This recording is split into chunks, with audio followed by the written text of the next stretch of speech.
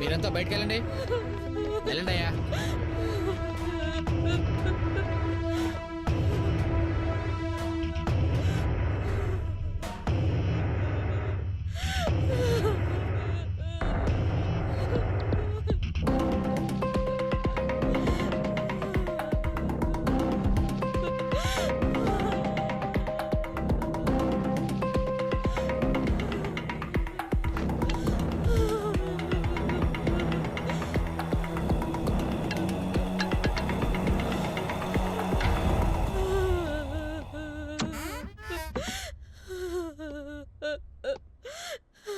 బీరువా పగలగొట్టుంది, దొంగతనానికి వచ్చి ఉండొచ్చు. ఎలా జరిగింది? నైట్ 9:30కి ఇంటికి వచ్చారు, భోజనం కూడా చేయకుండా పడుకున్నారు. పొద్దున్నే కాఫీ ఇద్దామని వచ్చేసరికి ఇలా పడున్నారు సార్.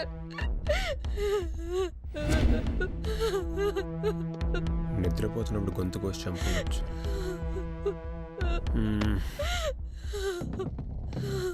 ఫ్లాట్లో మీ ఇద్దరే ఉన్నారు కదా, తను స్ట్రగుల్ అవుతున్నప్పుడు మీకేమీ సౌండ్స్ వినపడలేదా? లేదు సార్, నాకేం వినిపించలేదు. మీ ఆయనకి ఎవరితో గొడవలు ఉన్నాయా? నాకు తెలిసి అలా ఎవరు లేరు sir. Is very friendly and decent.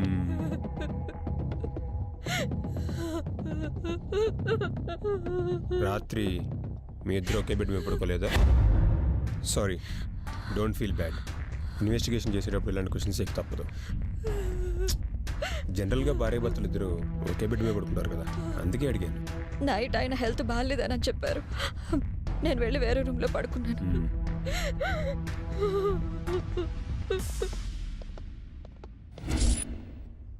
ఆయన నిన్న కూడా నాతో మాట్లాడాడు సార్. ఇక్కడే లాన్లో పలకరించాను. నువ్వెవరు? నా పేరు మదన్ అండి. వాచ్మెనా? కాదు సార్. ఓకే. అటువైపు కూడా ఓ ఎంట్రన్స్ గేట్ ఉంది సార్.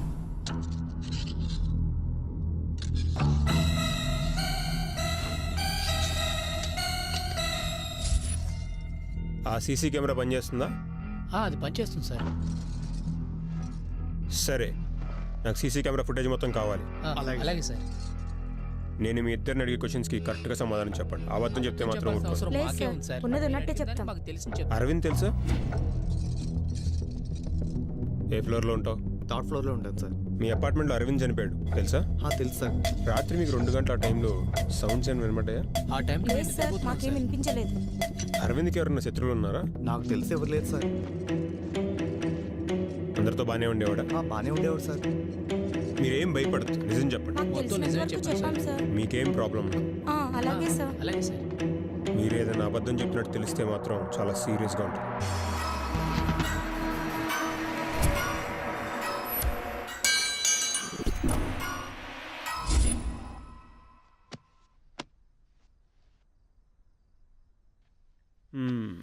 వాళ్ళ ఇంట్లో ఎన్నాళ్ళ నుంచి పని చేస్తున్నావు?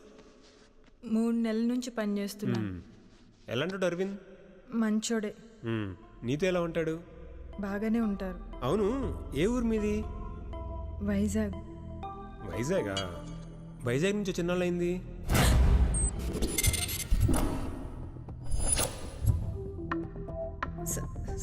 సంవత్సరం అయింది సార్. మరి అంతకుముందు 9 నెలలు ఏం చేసావు? వేరే ఇంట్లో పనిచేసేదాన్ని. సరే, ఇప్పుడు నాకు ఏమాత్రం దాచకుండా క్లియర్గా ఏం జరిగిందో చెప్పు. మీరేం మాట్లాడుతున్నారో నాకు అర్థం కావట్లేదు. నీకన్నీ అర్థం అవుతున్నాయి. అరవింద్ని ఎందుకు చంపావు? నేను చంపలేదు సార్. మరి చంపనప్పుడు ఈ కత్తి దాయాల్సిన పరిస్థితి ఎందుకు వచ్చింది? అరవింద్ని చంపి నువ్వు దొరకకుండా ఉండడానికి ఈ కత్తి తీసుకెళ్ళి దాచిపెట్టావు, అవునా కాదా? లేదు సార్, నేను చంపలేదు సార్. నువ్వు చెప్తావా లేకపోతే నా స్టైల్లో చెప్పించమంటావా? వద్దు సార్, నేను చెప్తా. చెప్పు. అసలు ఆ రోజు ఏం జరిగిందంటే,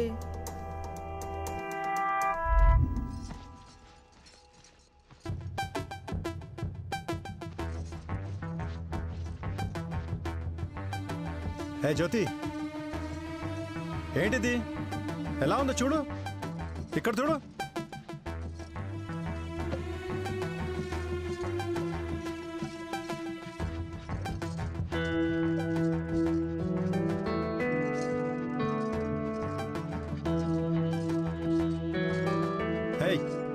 ఇక్కడ చూడు. ఎన్ని రోజులు తుడవాక? రోజు తుడుస్తూనే ఉన్నానండి. తోడు.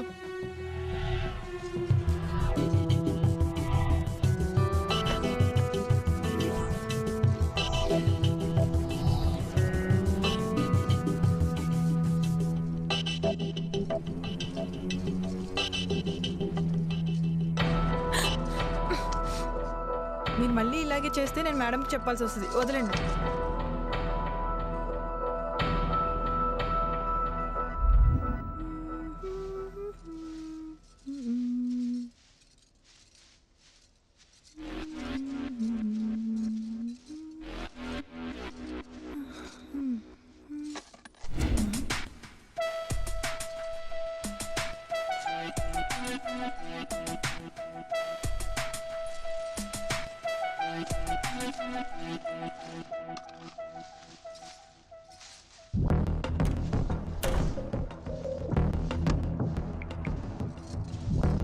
హలో ఎస్ఐ గారు, బాగున్నారా? ఏం లేదు, మా ఇంట్లో ఒక గోల్డ్ చైన్ పోయింది. నేను మా ఆవిడే ఉంటాము, కానీ ఒక పని మనిషి మాత్రం వచ్చి వెళ్తుంటుంది. మంచిదే మంచిదే, కానీ వద్దు సార్. సరే, ఒక పని చేస్తాను, మళ్ళీ ఒకసారి వెతుకుతాను. వద్దు సార్, చెప్పొద్దు. దొరికిందంటే ఓకే, లేకుంటే మీరు ఒకసారి వచ్చి ఇంట్రోగేట్ చేయండి. Thank you sir, thank you so much. వద్దు వద్దు సార్. చెప్పొద్దా? వద్దు వద్దు. చెప్పొద్దా?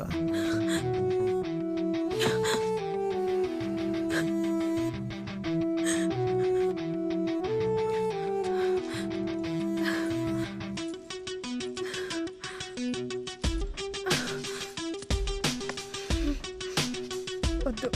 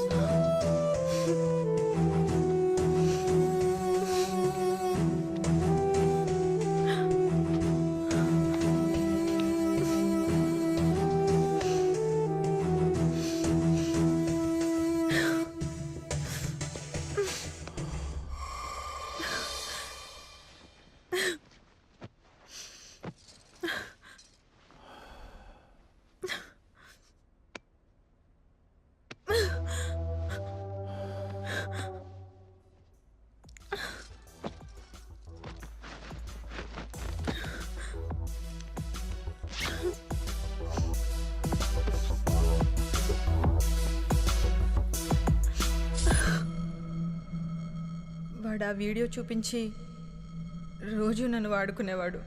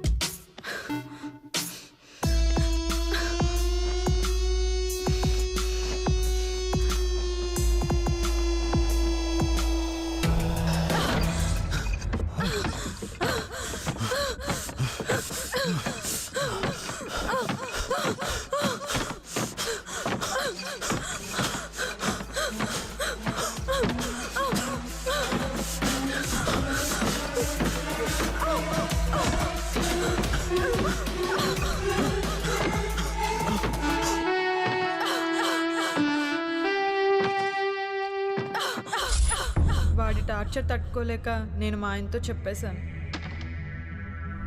ఇక్కడ నుంచి వెళ్ళిపోదాం మామ. నా వల్ల ఒక తప్పు జరిగింది. దాన్ని ఆసరాగా తీసుకొని వాడు నా కొడుకుని ముక్కలు ముక్కలుగా నరుకుతా. నా కొడుకుని మామ, ఇలాంటి ఏమొద్దు మామ. మనం మన ఊరికి వెళ్ళిపోదాం. వెళ్ళిపోదాం. నా కొడుకుని చంపేసి అప్పుడు వెళ్ళిపోదాం. ఆగు మామ.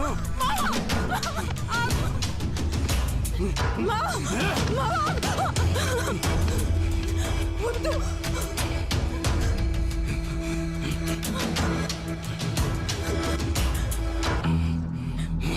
वो अपने हाथ में है भाई.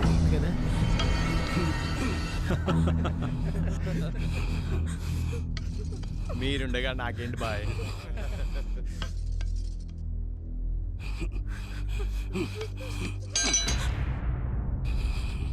ओके ओके हेमशेखर प्लम्बर ने तेमन కదా ఏమైంది बात करेंगे आप फिक्र मत करो उसके बारे में. हाँ हो जाएगा काम हो जाएगा भाई. ఆ కత్తిని చూసి మీరు మా ఆయన్ని ఎక్కడ అనుమానిస్తారో అని దాన్ని పాడేయాల్సి వచ్చింది. ఓహో, మధ్యాహ్నం కుదరలేదు కాబట్టి రాత్రి చంపాడనమాట. కాదు సార్, ఆ రోజు రాత్రంతా మా ఆయన నాతోనే ఉన్నాడు. ఆయన చంపే అవకాశమే లేదు.